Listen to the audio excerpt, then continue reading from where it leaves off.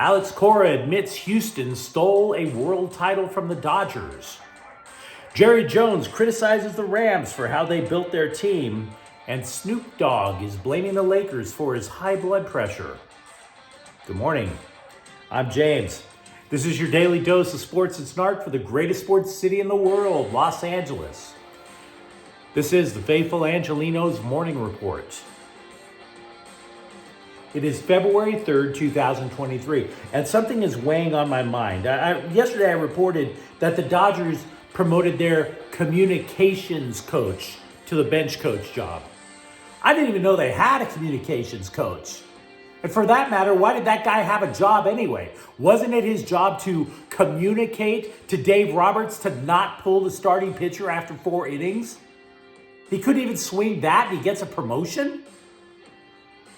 Sometimes things like that just keep me up at night, I swear to God. But whatever, it's a new day, let's talk LA sports. If you like the content we put out, clickety-clack the like button. Clickety-clack the subscribe button. There's a notifications bell. Hit that. It'll let you know we drop new content. Sharing is caring, let people know we exist. And by all means, comment. I like hearing from you guys. Before we go through the news and notes, I'll look at the scoreboard. Normally, I like to start off with pro LA stuff, but I gotta tell you, even though the Clippers lost last night, Giannis Antetokounmpo scored 54 points for Milwaukee. 54 points, damn. Milwaukee 106, Clippers 105. Now, there was a silver lining. Paul George did get selected to his 8th All-Star game for the Clippers.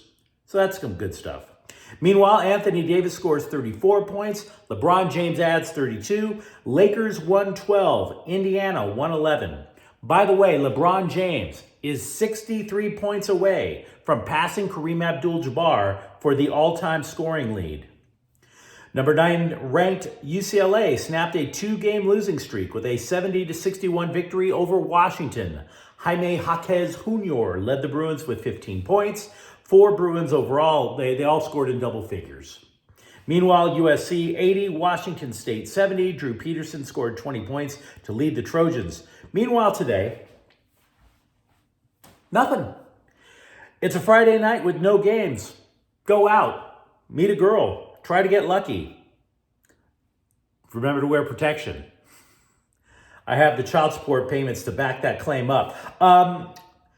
Current Red Sox leader, manager, Alex Cora, played for the Dodgers for a long time, was a coach on the infamous Houston Astros.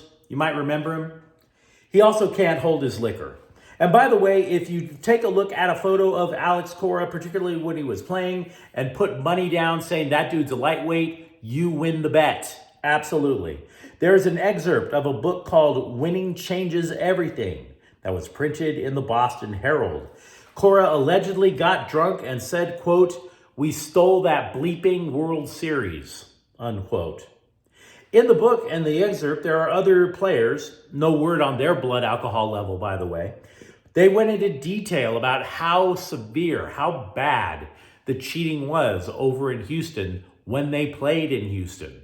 So, yeah, the quiet part out loud once again.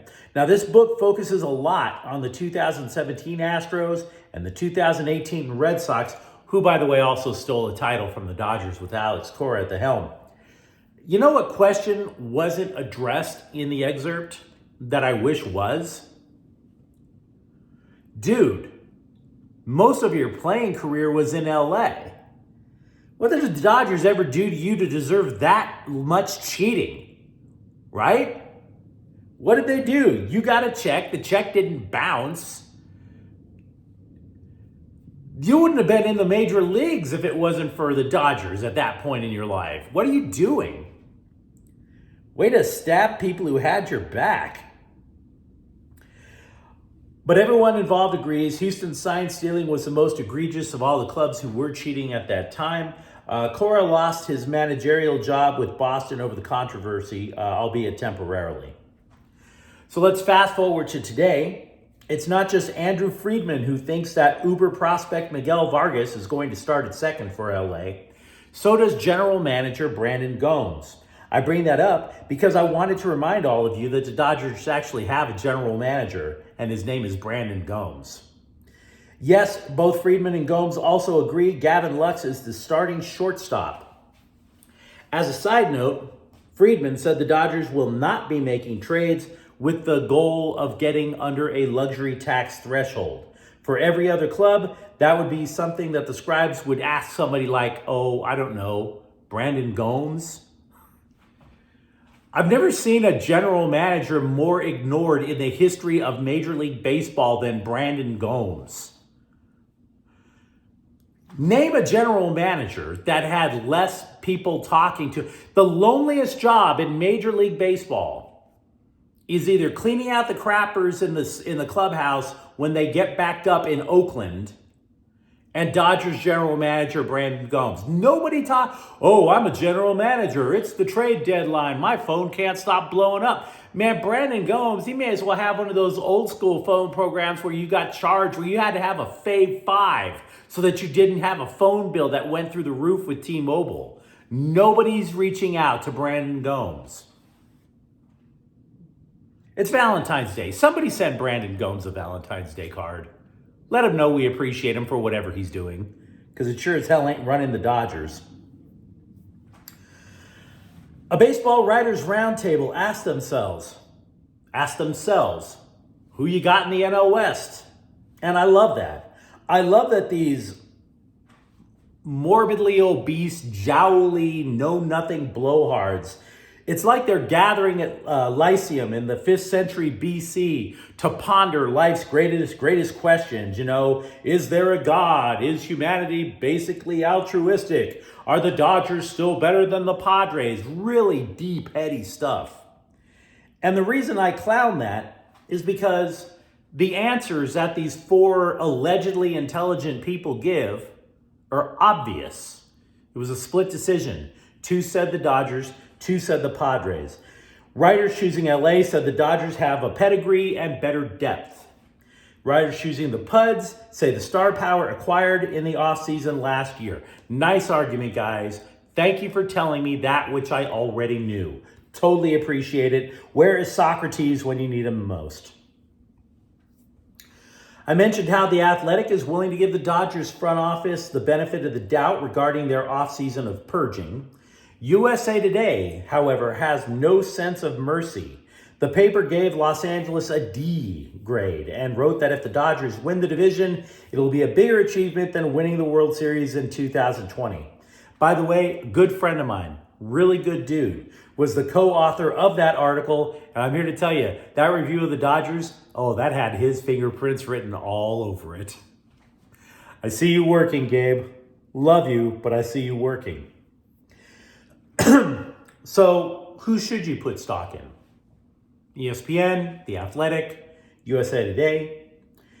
Mentioned earlier, USA Today employs my friend. And I don't want Gannett to cut his job, so I'm not going to clown him. I think he's actually very bright. Do you believe The Athletic? What I can tell you is The Athletic is ranking LA as having the major league's best farm system all over again. They placed 8 prospects in their top 100. ESPN, however, ranks the Dodgers at number 6.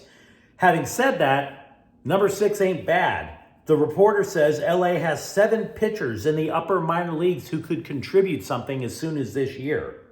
As a result, the Dodgers could bank another $40 million for next winter to spend on elite free agents.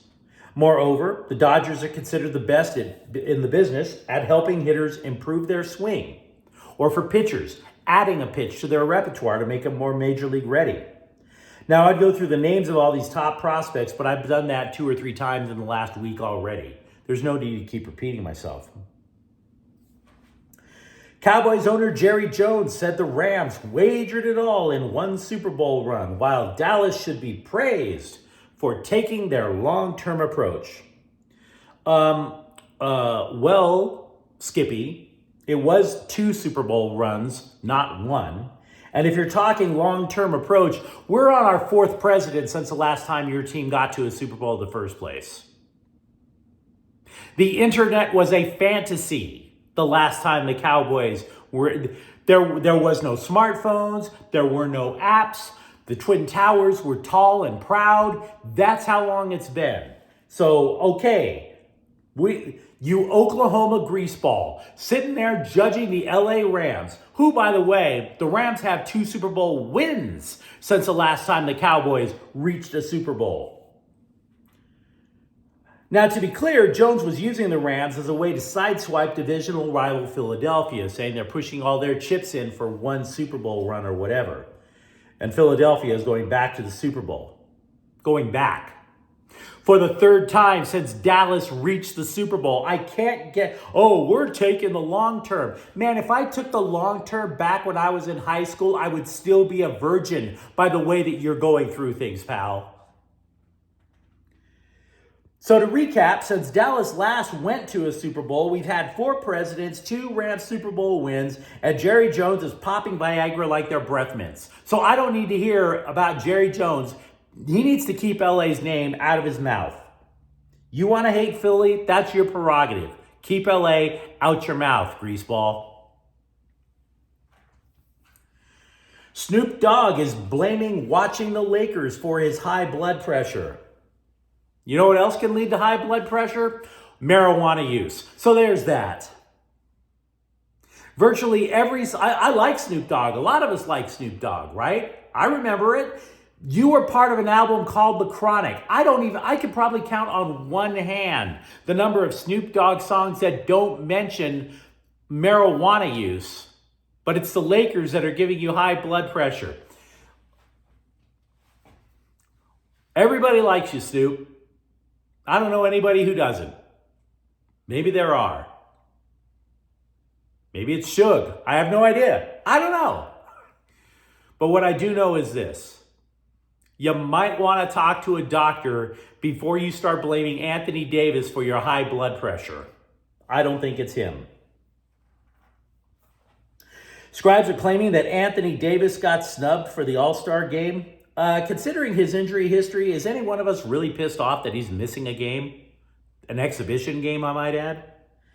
And by the way, they're also claiming Kawhi Leonard of the Clippers got snubbed. That's hysterical. Mr. Load Management. Mr. I will not play back-to-back games. Nobody is going to enjoy being snubbed more than Kawhi Leonard. I thought snub was an insult. Kawhi is just going to sit in the back and eat apples during the All-Star weekend. He's not going to care. Trust me. It's a compliment to Kawhi Leonard that he doesn't have to play. Do you remember how this time last year when I first started the channel, we were talking about NIL collectives and how they were going to change the college recruiting game? I bring this up for both USC and UCLA because I'm not sure these outside NIL collectives are really going to change the game as much as people originally thought. If you recall, USC, the school, was originally extremely concerned about an outside NIL collective called Student Body Right. In other words, there are these outside collectives of random people who get together and they pull money from whatever manner possible in order to pay athletes to come to the school. It's a little more complex than that, but that's the bare basics. The USC athletic department wanted athletes, however, to go through a school-controlled collective so that they wouldn't violate any NCAA rules. Now, Student Body Right never came to pass because the guy who created the concept passed away. But will it really hurt the Trojans? You see, because I'm not sure. Players pulled out of their schools during this last recruiting round because the outside collectives did not follow through and pay them. Jalen Rashada, for example, left Florida. He's an elite quarterback who's now going to Arizona State. So maybe it's for the best that these outside collectives aren't well run. LAFC has signed a defender, Sergei Palencia. The deal goes through 2024 with an option for 2025. The MLS Cup winners have been restructuring their back line in the last couple of months. Palencia joins Aaron Long and Daniil Maldonado as newbies on the defensive line. Palencia's played in Spain and France. I'll be honest with you, I do not know if he's a starter. LAFC already has Ryan Hollingshead, and Giorgio Chiellini is probably a top reserve, if not a starter. Forward center Azura Stevens has signed with the LA Sparks. She is the fourth player to leave Chicago this offseason. Now, if you watch Fox News, I'm sure they're all going to blame that on Lori Lightfoot. But the fact of the matter is, Chicago had a lot of players on the roster who were free agents, including Candace Parker. They could not keep them all. I don't know how big of a deal it is for the Sparks. Steven averaged 10.6 points a game and almost 4 rebounds a game. I don't know if that moves the needle a lot. But you let me know what you think in the comments thread. Let me know what you think about Cora admitting the Houston Astros are a bunch of dirty cheaters, or what Jerry Jones should do with his big mouth.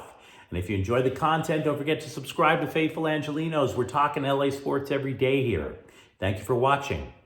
I'm James. We'll be back tomorrow. Faithful Angelenos is a Kian Corte El Queso production. Take care.